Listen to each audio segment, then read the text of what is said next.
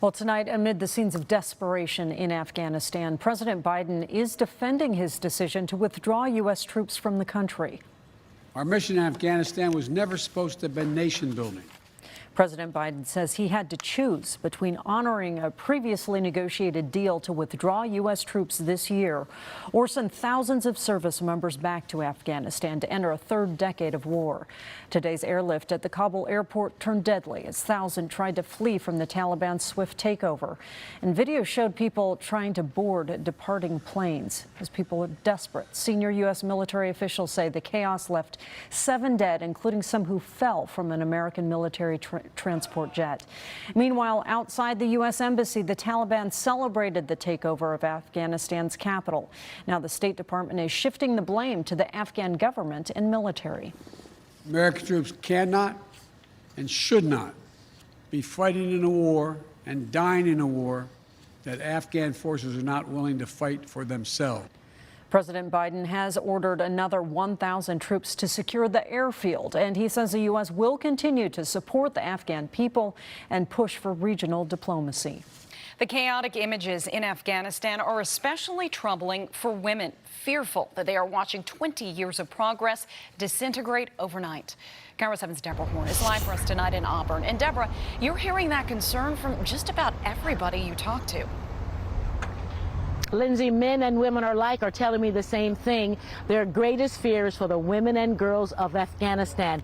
They say they worry that their lives will return to what they were 20 long years ago. Honestly, as a woman, I'm devastated. In her day job, Ariana Anjaz is the senior director of the Afghan Health Initiative.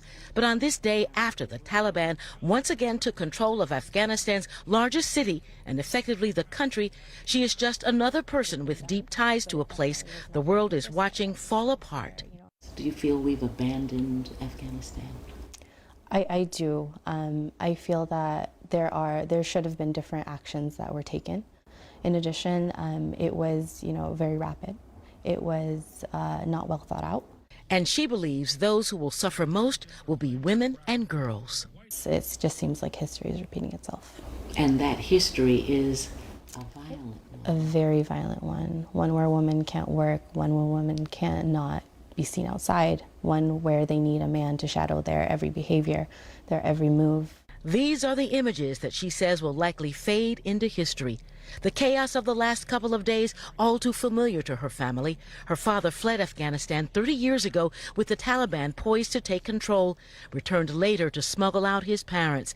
Still, she doesn't regret the U.S. involvement in her ancestral home, but you have to do the due diligence to make sure that you're not just coming in, but you're also exiting with poise, exiting with the people in mind. And she says it does not appear that happened this time. Now we will simply have to wait to find out whether those who want to leave can actually get out. Reporting live in Auburn, Deborah Horn, Kiro 7 News. Speaking of those wanting to leave, back to that stunning video of a U.S. Air Force cargo plane swarmed by people desperate to escape the Taliban. The C-17 bears markings that show it belongs to the 62nd Airlift Wing, based at Joint Base Lewis McChord. Witnesses say 2 people who clung to the side actually fell to their deaths.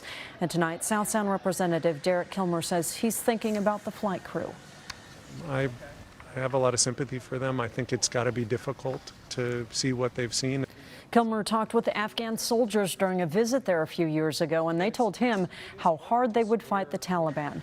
Late today, a Pentagon spokesman indicated there would be a review of the plane incident, along with all that's taken place in Afghanistan's sudden collapse. Tonight, one nonprofit says some Afghan evacuees are coming to Western Washington, and they're in desperate need of some help. Lutheran Immigration and Refugee Services lists Seattle and Tacoma among cities where evacuees are currently arriving. They're also going to Washington, D.C., Houston, and Fort Worth, Texas. The nonprofit is now taking applications online for volunteers to help with services like airport pickups, apartment setups, and meal deliveries. Kiro 7 will continue to follow this developing situation in Afghanistan.